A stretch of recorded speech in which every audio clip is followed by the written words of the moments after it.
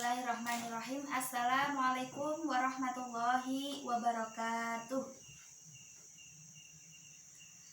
A'udzubillahi minasyaitonirrajim. Bismillahirrahmanirrahim. Assalatu wassalamu ala asrofil anbiya'i wal mursalin Sayyidina wa maulana Muhammadin wa ala alihi wa sahbihi ajma'in, amma ba'du.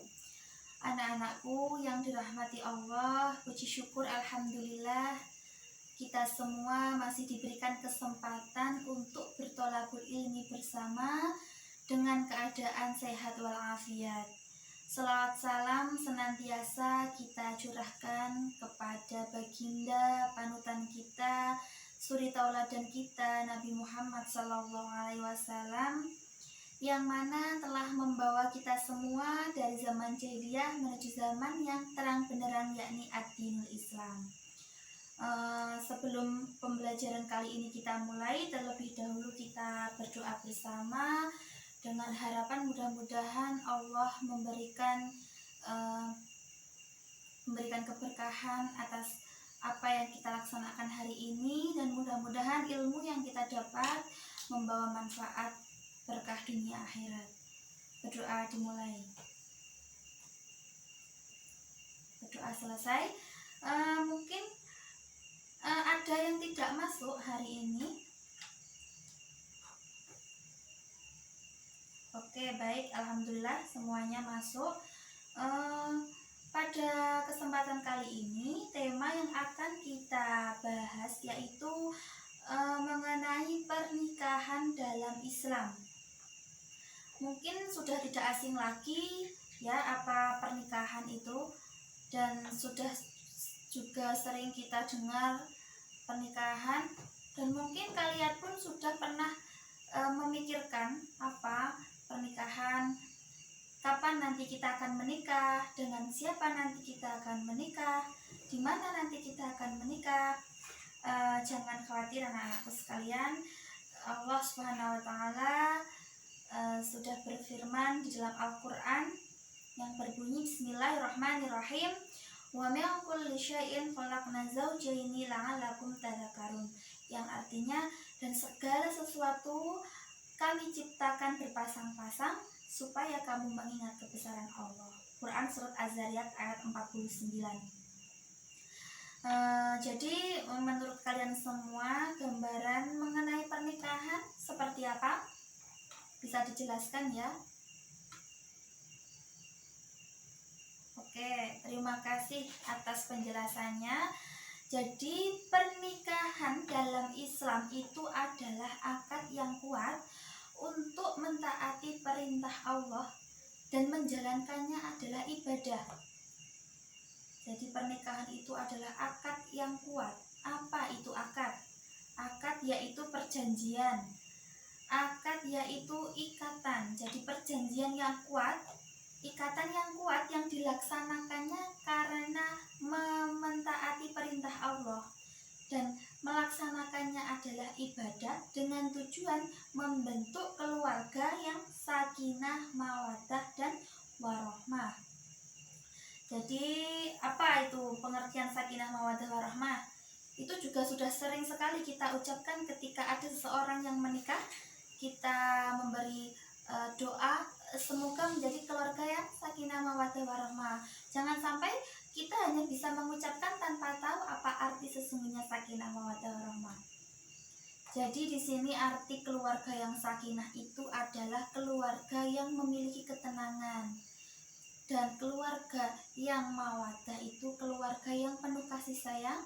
Warahmah adalah keluarga yang penuh cinta. Jadi keluarga sakinah, mawaddah, warahmah itu adalah keluarga yang penuh ketentraman, kasih sayang, dan penuh cinta.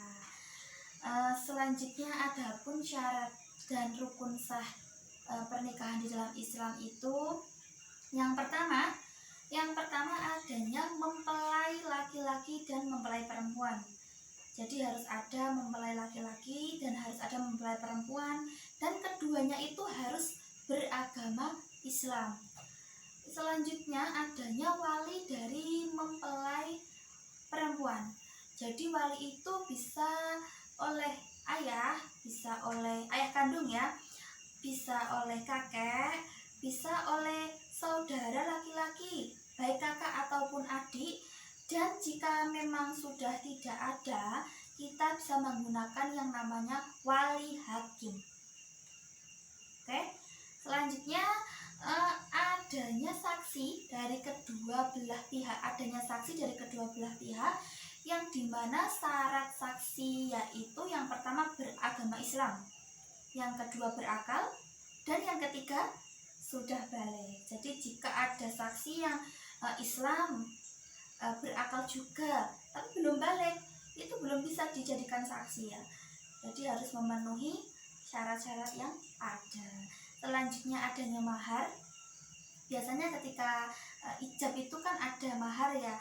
Biasanya ada yang berupa seperangkat alat sholat, ada juga yang uang, ada juga yang perhiasan.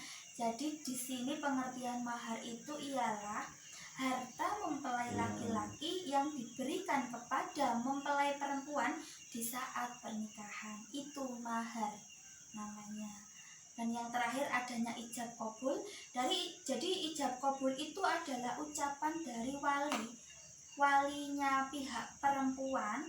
Itu bisa dari seorang ayah atau kakek, dan juga bisa diwalikan kepada bapak naib. Jadi ketika ijab qabul itu kita ketika ada seorang laki-laki yang berjabat tangan, saya terima nikahnya, itu dikatakan ijab. Oke, anakku sekalian, jadi sebelum adanya pernikahan itu kita harus benar-benar memperhatikan syarat dan rukun sah pernikahan. Karena apa? Jika salah satu pun tidak ada, maka pernikahan itu tidak akan sah di mata agama. Kan pernikahan itu kan ibadah ya, ibadah yang paling panjang. Pernikahan itu adalah ibadah yang paling panjang. Jadi kalau misalkan pernikahan nggak sah, ya otomatis kita tidak jadi ternilai ibadah. Jadi memang harus benar-benar diperhatikan sekali syarat dan rukun sah pernikahan yang menurut ajaran Islam. Baik anak-anakku semuanya, selanjutnya yaitu hukum-hukum pernikahan. Hukum pernikahan di dalam Islam itu ada 5. Ada 5 anak-anak. Yang pertama wajib bagi seseorang yang sudah mampu membina rumah tangga baik secara fisik maupun secara finansial. Akan tetapi seseorang itu juga sudah tidak bisa menahan diri dari perbuatan zina. Jadi ketika tidak menikah, dia akan zina. Dia sudah tidak bisa lagi menahan diri dari zina. Itu maka pernikahan wajib hukumnya. Selanjutnya pernikahan sunnah. Sunnah itu ketika seseorang sudah mampu secara fisik dan secara finansial, akan tetapi masih bisa menahan diri dari zina, maka sunnah hukumnya. Selanjutnya mubah. Pernikahan itu bisa menjadi hukumnya mubah ketika seseorang menikah itu hanya untuk memenuhi syahwatnya saja dan tidak sesuai dengan ajaran agama, maka mubah hukumnya untuk menikah. Yang selanjutnya makruh. Makruh ini ketika pernikahan itu ketika akan melaksanakan pernikahan ya, akan tetapi masih ada keraguan-raguan dan ketakutan ketika nanti akan berumah tangga itu, takut kalau tidak bisa memenuhi kebutuhan rumah tangga, takut kalau tidak bisa memenuhi hak dan kewajiban rumah tangga. Jadi masih ada rasa khawatir, rasa mamang, rasa takut, maka itu makruh hukumnya. Dan yang terakhir hukum pernikahan yaitu haram. Gimana yang haram? Haram itu ketika kita menikah, ketika pernikahan terjadi karena seseorang akan menganiaya pasangannya atau menyakiti pasangannya, maka haram hukumnya untuk menikah. Jadi gimana ya, ketika ada seseorang yang mau menikah tapi mempunyai tujuan lain, atau nanti mau menganiaya, mau menyakiti fisik maupun hati, dan tidak mempunyai tanggung jawab, maka itu tidak boleh menikah atau haram hukumnya. Baik anak-anakku sekalian, berikut penjelasan mengenai pengertian pernikahan di dalam Islam, syarat dan rukun sah pernikahan di dalam Islam, dan hukum pernikahan. Mungkin sampai di sini ada yang ditanyakan? Oke, terima kasih anak-anakku semua. Berarti sudah paham ya, sudah tidak ada yang ditanyakan. Untuk tugas yang akan datang, kalian membuat mereview ulang materi hari ini. Mereview ulang materi hari ini, ditulis tangan di kertas folio bergaris ya.